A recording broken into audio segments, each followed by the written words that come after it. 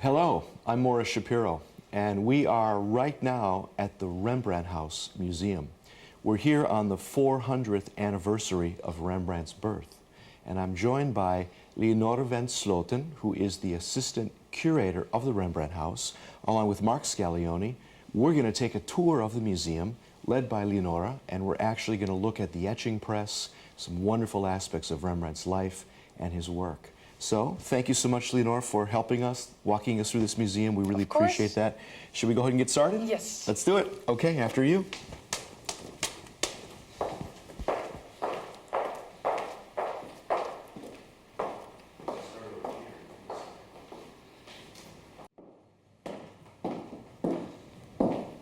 Oh my goodness.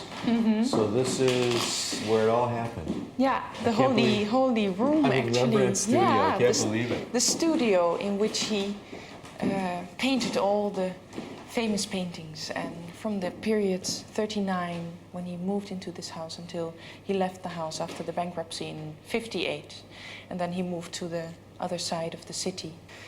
But this is indeed the most important room, I believe, in the house, and it's very interesting to experience the light. The light yes. Rembrandt experienced also and used so much. In his work, yeah.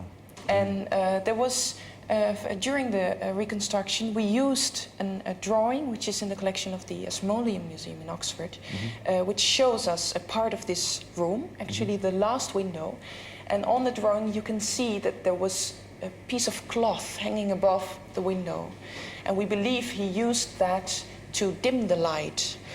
Also the shutters were closed, so he really tried to make a situation in which he could push the light together to have like a very strong beam of light on the model he would put somewhere to paint.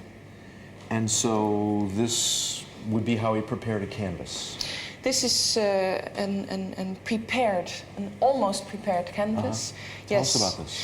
So the canvas was put on a wooden frame to be stretched, and then he would start with the first underground layer with lead white, and to follow with a more brownish underground, and then he would start to do what we call in Dutch and in the 17th century the doodverven, the first setup in brownish tones, and then from there you could start working up in colors and more with more paint.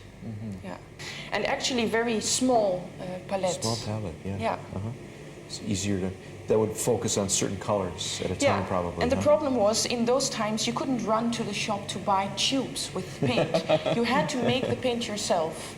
So to mix the pigments with the oil, and it was.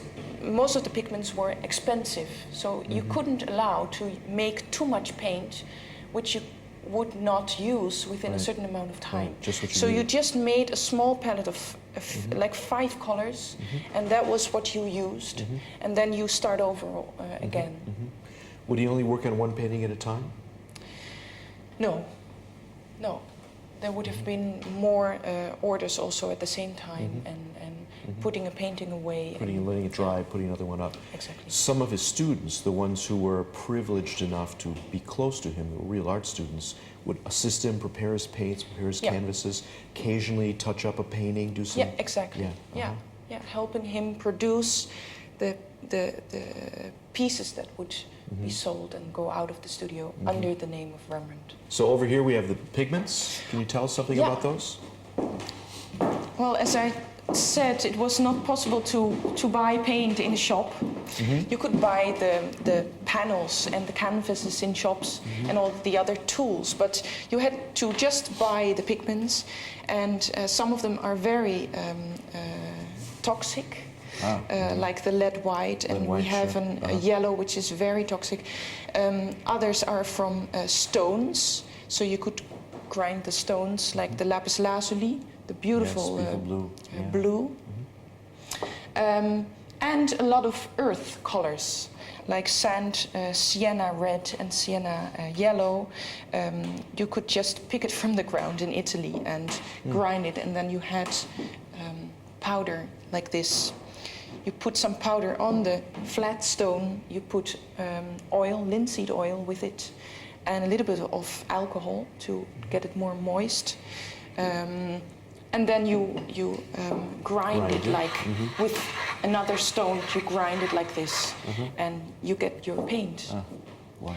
And as I said, it was important not to make too much, but it could happen that you made more paint than you needed. And then you could save it in a pig's bladder. A pig's bladder? Yeah. Okay. Which functioned actually as a sort of tube avant la lettre. You could put it in it, you closed it, and if you needed it, you made a hole underneath and you could squeeze it out. Oh, amazing. Yeah. Just amazing. Yeah. So now I guess we're going to go look at his collection yeah. of various. Yeah, on this same floor he had yeah. a beautiful room filled with his collection of strange art objects. Oh, I can't so wait. we have a look. Lead the way.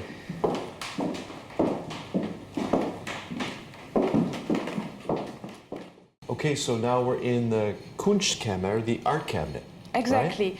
This was a large room in his house completely filled with beautiful objects of art and nature, shells and busts and all kind of things, strange objects Rembrandt bought mainly in the harbor. He lived nearby the harbor, and as soon as he heard that the ship from the East Indian Company would enter again the harbor in Amsterdam, he would run there to see what kind of souvenirs they would have taken from faraway countries. And it's just astonishing how important this collection was, that he used the whole room in his house as a sort of mini museum, museums that didn't exist in his time yet, but really a room where he could ask friends and colleagues to have a look at all the beautiful things he had. That's amazing. Okay, now we're going to do something very, very special, and that is we're going to go into the etching studio, and we're going to actually see an impression pulled off of a press that's contemporary with Rembrandt, right? Yeah, okay, can't wait. Lead the way.